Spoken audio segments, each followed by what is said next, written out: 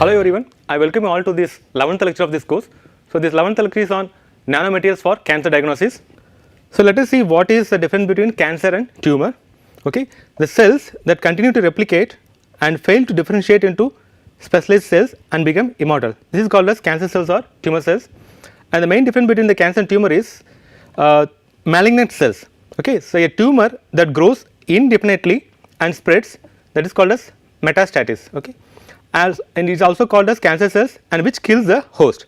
And the benign is a tumor that is not capable of metastasis and does not kill the host. So the main difference between the cancer and tumor is the tumor cells are localized and it grow indefinitely. Okay, and it grows more number of cells in a particular location, and it could be removed by surgery. But in case of cancer, the tumor cells spread from one location to other location, and it is going to kill the host, that is called as cancer. So these are the various types of cancer. Carcinoma, so it is arising from the epithelial tissue such as glands, breast and skin. Okay, so this carcinoma constitutes mostly like 90% of all the cancers.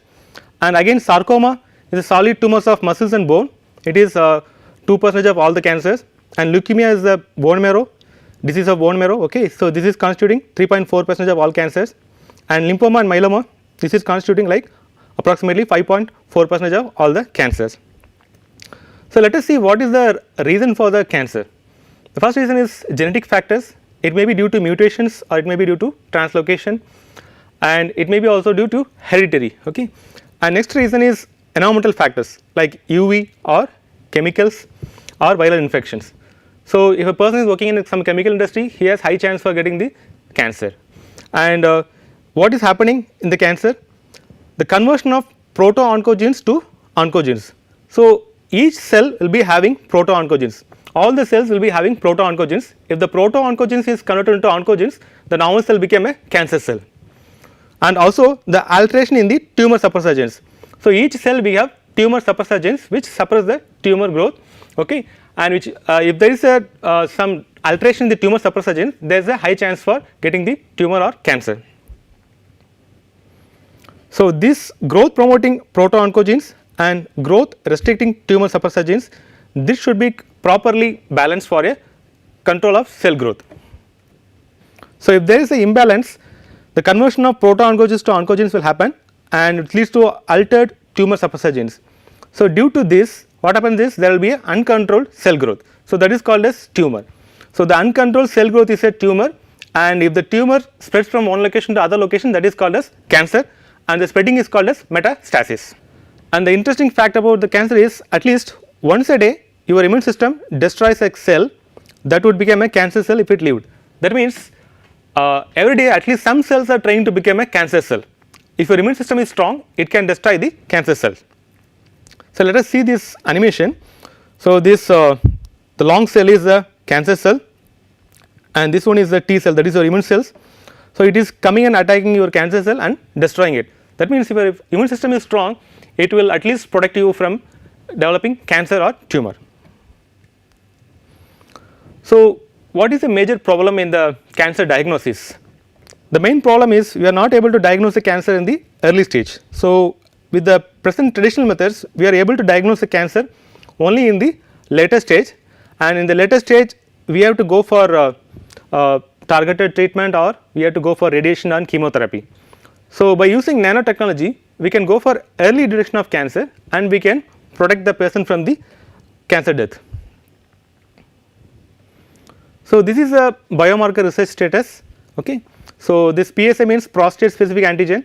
Suppose if the person is having more amount of PSA, that means he has high chance for getting prostate cancer. So that is the today's biomarker research status. So if some person is diagnosed with a more level of PSA, that means he has high chance for prostate cancer. So let us see the biomarker research status in future. So in future we will be able to tell you the prostate specific antigen is overexpressed, but also we can also check it what are the other markers involved in this expression. Okay, so based on that we can tell like if it is a BM1 or 2 or 3, and we can give drug according to that. So here in this example you can see here the marker 1, 2, 3 are in off condition, and marker 4 is subnormal, and for example the marker 5 is fine. So there is no metastasis, okay. So we can go for treatment accordingly. So each cancer have several kind of markers or receptors on the top, okay. So we can easily detect which type of marker is overexpressed or which type of marker is downregulated. So accordingly we can select the drug and we can target and start the treatment process, and which will save a lot of time, as well as we are not giving more amount of drug concentration to the particular person. So this is called as personalized medicine instead of giving the generalized medicines. So if suppose the person is having cancer, instead of giving a medicine for all the 5 types of markers, we can give drug only to attack the particular marker. So instead of giving the generalized medicine, we can give the personalized medicine. For example, if the marker 1 is overexpressed, we can give drug only to suppress the marker 1 instead of giving drugs for all the various markers, okay. So that will enhance the therapeutic efficiency. So let us see the another example. So here the nano devices can make cancer tests faster and more efficient. So you can see the example, this is a patient A and patient B, and we can check all the pathways and everything, and also is sensitivity to drug, and we can give the drug according to the patient's need. So in this patient A, you can see here the growth pathways are okay and cell mobility is okay, and he is sensitive for drug A. And in case of patient B, he is sensitive to drug B and cell death pathways and everything is okay. So the cancer, even though they both have the prostate cancer, so they will be having a different kind of need, like as I told you, like they will be having expressing the different kind of biomarkers. So we can give the drugs to the specific need, that is called as personalized medicine. So in the cancer diagnosis, various nanomaterials play important role. The main important nanomaterial is quantum dots, okay. So the quantum dots are highly fluorescent nanometer size single crystals of semiconductor materials, okay, and with respect to size, it will give a different color, and the size is tunable between 5 to 50 nanometer. So based on the size, it will giving different fluorescence. That is the advantage of these quantum dots. And here the optical properties of nanoparticles depend greatly on its structure, particularly the color, okay, emitted by the quantum dot, and depends on the diameter. So as I told you, depends on the size, it is going to give different kind of colors. So here the quantum dots can be injected to a subject and then be detected by exciting them to emit light, okay. But the quantum dots are toxic and it is not biocompatible. So how to make the quantum dots biocompatible and also soluble? So we have to engineer these quantum dots. You can see here, this is your core nanocrystal which determines the color, and we have to give an inorganic shell. This will improve the brightness and stability, and followed by we have to give the organic coating. So that will provide the water solubility and functional groups for conjugation. So we can add any antibody or peptides, okay, and we can specifically target these quantum dots for cancer diagnosis. So you can see here this example. So the quantum dots are not fluorescence. When you apply the UV light, it will emit light. So here you can see that the quantum dots are attached with some antibodies which is specifically go and bind to the cancer cell. So when the quantum dots bind to the cancer cells and when you apply the light, so only the cancer cells will emit fluorescence, and healthy cells there is no fluorescence. So we can easily diagnose the cancer cell, and quantum dots have excellent brightness and photostability. So in this example you can see the difference between the quantum dot and organic dye. So here you can see here the exposure time required for quantum dot is 0.019 seconds, and organic dye it need 1.22 seconds. So in this picture, the first two picture is the cancer cell which have high level of expression of particular cancer marker. That means it is like the cancer cell which is expressing more number of markers, okay. And here you can see here when compared to the organic dye, the quantum dots is showing 50 times brighter, okay. And another thing is, and if there is a cancer cell which is expressing low level of markers, and when you use the quantum dot and organic dye, in organic dye there is no fluorescence signal, it will give a false negative result. That means the person is having the cancer, but when you use the organic dye for diagnosis, there is no fluorescence signal. So we may get result like the person is negative for cancer, but the person is having the cancer. When you use the quantum dots, you can see here it is giving a fluorescence signal, even if it is a low level expression of markers, and the quantum dots is able to bind and it is able to give the fluorescence signal. So that is the advantage of these quantum dots. And another advantage is, as I told you, with respect to size, it will give the different kind of fluorescence, and when you use the traditional organic dyes, so there is a chance for overlapping of the fluorescence, and in this case there is no overlapping of fluorescence and there is no crosstalk. And this diagnosis should be multiplexed. That means, as I told you earlier, the cancer cells will have multiple biomarkers, so that should be detected simultaneously. Okay. So this example you can see here, this cancer cell is expressing different types of markers on the surface. For example, this is a blue color or purple color or red color. Okay. So this is a different kind of markers are expressing on the surface of the cancer cell. So the diagnosis should be also multiplexed, because the different phenotypes will show different aggressiveness on their metastatic behavior. So depends on their marker, so we will come to know whether the person is in the early stage of cancer or he is in the advanced stage of cancer. So let us see the multiplex diagnosis. Here 4 quantum dots of different diameter, that is different color, are respectively functionate with 4 different antigens. That means, for example, if a cancer cell is expressing 4 different kind of markers or receptors, and these quantum dots will go and bind to the 4 respective markers or receptors, and if all the 4 is giving fluorescence, that means the person is in the advanced stage of cancer. For example, out of 4 only 2 or 1 is giving a fluorescence signal, that means the person is in the early stage of cancer. So here you can see here, this is the early stage of cancer and this is the advanced stage of cancer, and it is 2 receptors. So it means we can say that the difference between the early stage and advanced stage using this multiplex diagnosis. And a research team from Quantum Dot Corporation, so they made a quantum dots to identify live breast cancer cells. Okay, and this technology is available for a mouse model, and we can also use it for various cell biology applications. Okay, but the use of the same quantum dots in humans require extensive research to determine the long term effects of administering the quantum dots, because as I told you earlier, these quantum dots are made up of heavy metals. So use of quantum dots for human application, it need lot of research and lot of clinical trials, so that it could be useful for human applications also. So let us see another example where they use the quantum dots attached to some antibodies.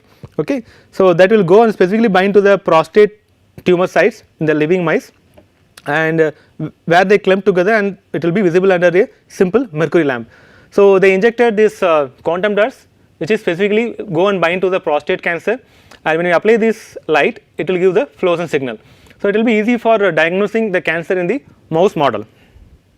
Let us see the another nanomaterial, that is carbon dots. So these carbon dots are fluorescent nanomaterials, so that have emerged recently, providing an alternative to conventional toxic metal based quantum dots. Okay, so these carbon dots are made up of carbon and it is highly biocompatible and eco friendly. Okay, and these carbon dots are small in size, 2 to 50 nanometer, and it is mainly composed of element carbon, and also carbon dots exhibit unique optical properties such as high photostability, broad excitation spectra, okay, and also size dependent emission wavelength similar to the quantum dots.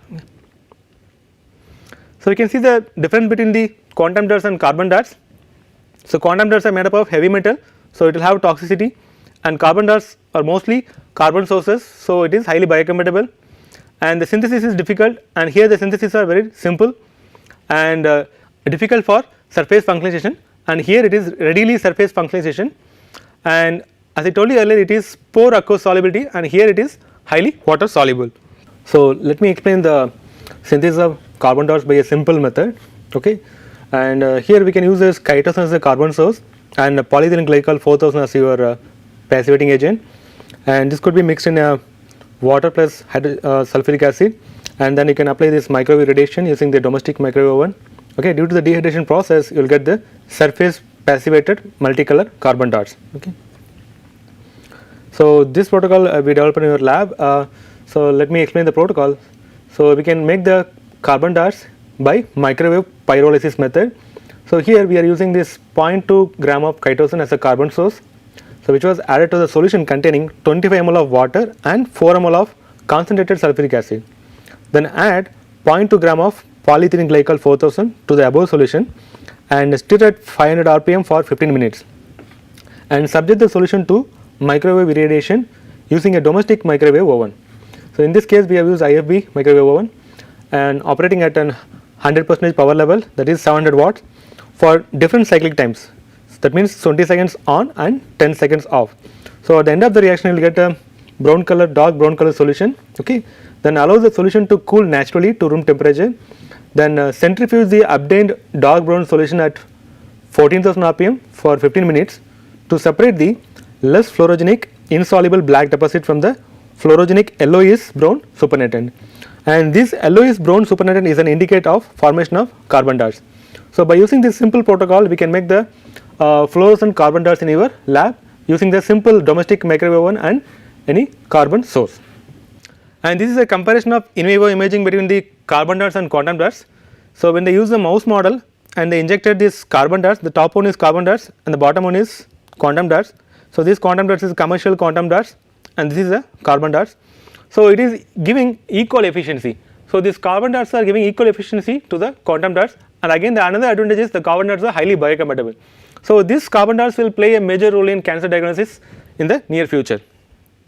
So let us see the another example, that is chemical nose. Suppose if you want to identify the rotten apple in a bunch of apples, so you can just smell it and tell which apple is rotten, okay, instead of doing chemical analysis. So similarly we can make a chemical nose, okay.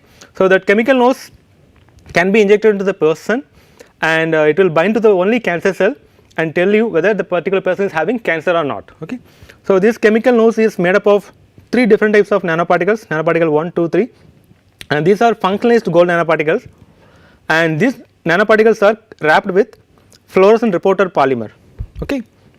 So you can see here, if the person is having a cancer, he will be having various markers on the cell surface, and you can see here this is a nanoparticles and covered with the polymer, and here the fluorescence is off.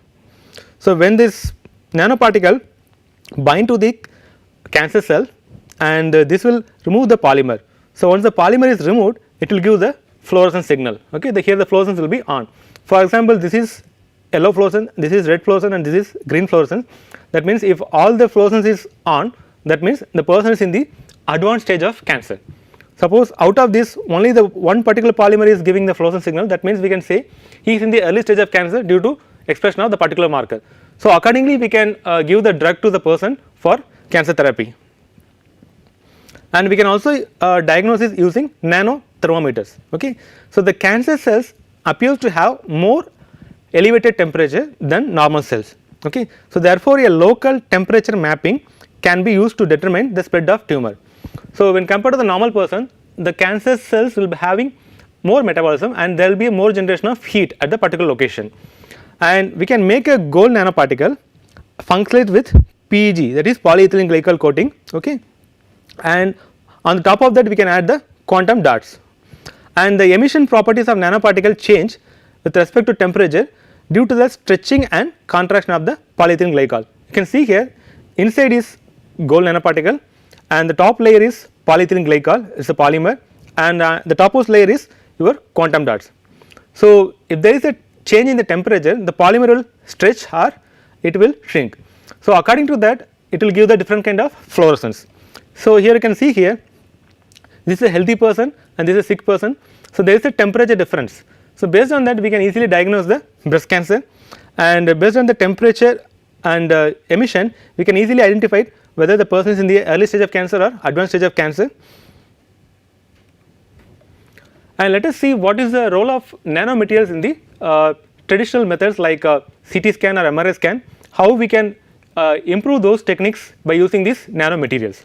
So computed tomography, that is CT or CAT scan, okay, it is a fast and relatively inexpensive way to diagnose disease, and this approach involves the passage of X-rays through the patient, and the X-ray source and detector are moved related to a target area in the body, okay. If the iodinated compound localizes in the fluid surrounding diseased tissue, the contrast between the diseased and normal tissue will be enhanced. So thereby allowing the physician to arrive conclusion like whether what is the state of the disease and what is the progression of the disease, okay. And to increase the scattering between the diseased and normal tissue, patients are often given iodinated organic compounds. That means in the traditional methods like a CT scan, so the patient will be given iodine compound, okay, and he will be applying the X-rays to diagnose the difference between the diseased tissue and the normal tissue. And here we can use the gold nanoparticle, okay. So we can use the gold nanoparticle coated with polyethylene glycol, and it will allow the gold nanoparticle to escape from rapid removal by the reticuloendothelial system, which is responsible for removing the foreign matter from the blood. So, when you coat the gold nanoparticle from the polyethylene glycol, it will give the biocompatibility, and also it will allow the nanoparticle to escape from the immune system. So, here when we use the gold nanoparticle for CT scan, so the absorption of X-rays by gold nanoparticle is 1.9 times greater than the iodine containing organic molecule. Okay. So, when you use the gold nanoparticle for CT scan, it is improving the efficiency 2 times more than the normal iodine compound. Okay. So, this will reduce the exposure of patient to the X-rays, and it will be having high sensitivity. Okay. So, let us see how these nanoparticles can improve the MRI, magnetic resonance imaging. So, gadolinium is an ideal ion for enhancing the contrast in magnetic resonance imaging. Here we can use a single wall carbon nanotubes, okay, which are usually 1000 nanometer long, and by pyrolysis, that means you are treating these carbon nanotubes at 1000 degrees Celsius. These carbon nanotubes can be broken into 20 to 100 nanometer long, and due to pyrolysis there will be a pit formation.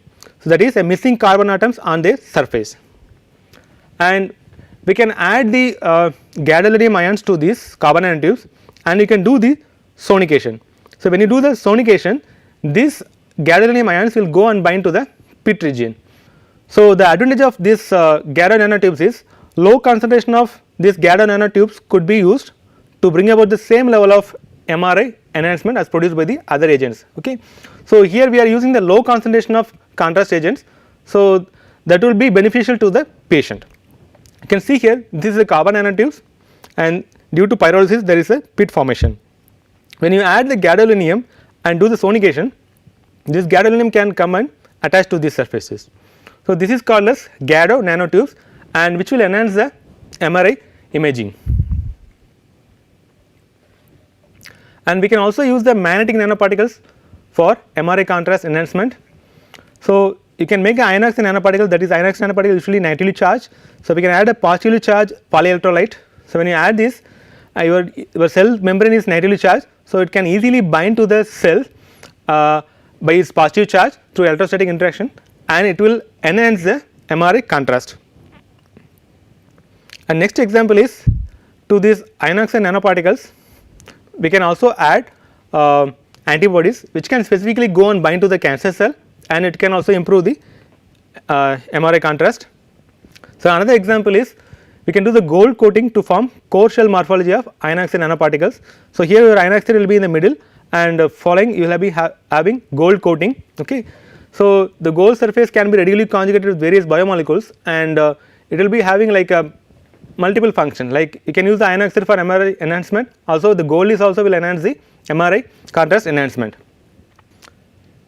So, let us see how to make a paper based diagnostic for cancer.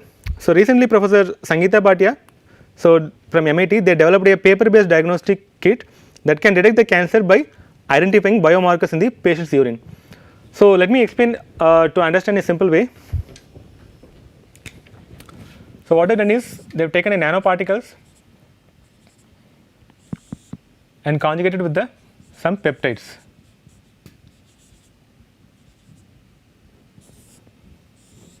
Okay.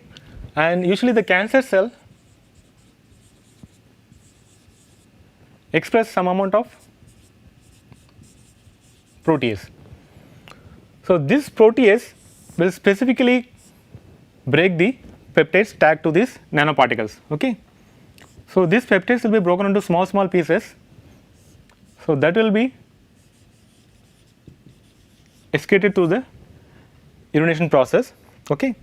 So, when you add the drop of urine to the paper based kit, so this paper based kit will have antibody specific for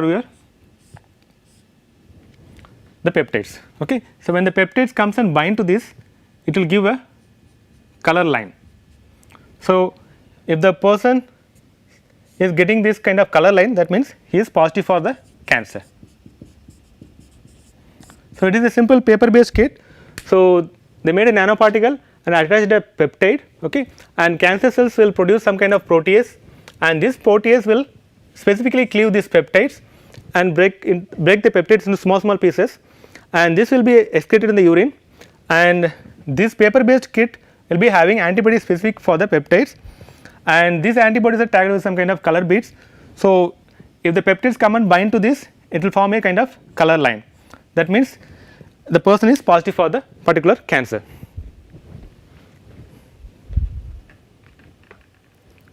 And another example is like we thought that pregnancy test kit is only for the female. So, you can see here, so if the person is pregnant there will be 2 lines, and if the person is not pregnant there will be 1 line. So, this is a simple pregnancy test kit. We thought this pregnancy test kit is only for female. So, recently they found this, if a man takes a pregnancy test kit and if it get positive result, it means he is most likely to have testicular cancer. So, if the man is getting a positive for pregnancy test kits, that means he has higher chance for testicular cancer. So, there are several methods available for cancer diagnosis, okay, and every day some new discoveries are coming in this field for advancing the early diagnosis of cancer. So, as a summary, in this lecture we have learnt what is cancer and what are the various nanomaterials available for cancer diagnosis, and we have also learnt what is quantum dots and carbon dots, and how we can improve the CT scan as well as MRI using these nanomaterials. Okay. So, I will end my lecture here. I thank you all for listening. I will see you in another interesting lecture.